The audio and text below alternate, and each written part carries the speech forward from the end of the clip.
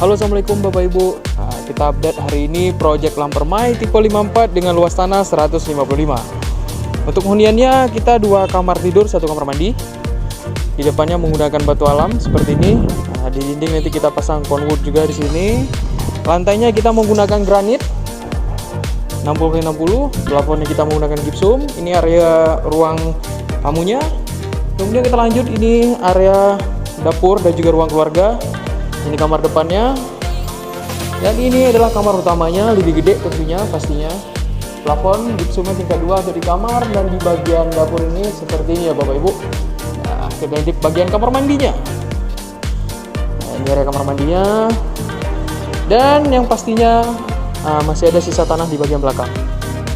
Untuk Bapak Ibu yang mungkin ingin bangun kamar setelah kita pindahkan dapur, masih sangat-sangat bisa.